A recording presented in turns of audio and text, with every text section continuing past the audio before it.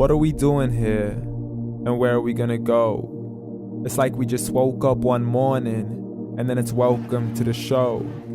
Don't ask any questions, just go with the flow. Make as much money as you can, and try your best not to get broke. Copy everything you see on the TV, from the hairstyles to the clothes, and don't think too often, just do exactly as you're told. And if you ever get confused, then just turn towards the alcohol. You'll still hear your thoughts, then just turn up the radio as you learn to live a lifestyle of drugs, sex, and rock and roll. But in all honesty, I just need to know, is there more to the cycle than growing and getting old? Living and dying just to leave behind a happy home and a whole lot of property that somebody else is going to own. I just really need to know before the casket's closed, 'cause I'm not willing to gamble with my soul, nor am I ready to take any chances. These are just simple life questions, and I'm just searching for some answers. Like, what are we doing here? And what is our purpose? How did we get here, and who made us so perfect? And what happens once we go, or is this world all really worth it? Questions we don't answer because apparently we don't really have to. There's no purpose to this life and our existence is merely natural. Then in that case, please let me ask you, did you create yourself, or was it somebody else who had fashioned you? 'Cause you're a being that's impeccable, faultless and unparalleled. You're a product of supreme intelligence, and I'm merely being rational. For there isn't a camera on this earth that can come close to the human eye, nor a computer that can compete alongside the human mind. And if the whole world was to come together, we wouldn't be able to create a single fly. So many signs, yet we still deny. As science tries to justify that all this could come from none, when it's a simple sum. 0 plus 0 plus 0 cannot possibly ever give you 1. So from where did all this order come?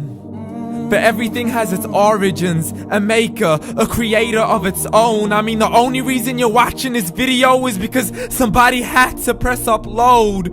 So we can believe in the Big Bang, but I'd rather believe in He who caused it to explode. Allah, the creator of everything along with every single soul. The ever-living, the master, the only one who is in control. Unlike his creation, beyond our imagination. And no, he's not a man, nor does he have any partners in association. He's on his own. And no, he did not ever leave us alone. Just like every manufacturer, he left us with an instruction manual. The Quran and Islam, and I'm sorry to jump to conclusions, but it's the only one possible. The only definition of God is the one and only supreme being. It's logical, a book with 0 contradictions, with miracles that are both scientific and historical, all revealed over 1400 years ago. Like the detailed description of the human embryo. The descriptions of the human embryo in the Quran cannot be based on scientific knowledge in the 7th century. To the mountains as pegs holding firm the earth below, and the 2 seas that don't mix in a complete separate flow. To the planets in orbit, alternating night and day as they stay in flow. The expansion of the universe and the creation of everything from H2O. To the stories of the past and the preservation of Pharaoh. To identifying the lowest point in the land where Persia defeated Rome. The gushing fluid that created man in the glands between the ribs and the backbone. And not a word has changed, it's still the same. So please explain how all this was known over 1400 years ago.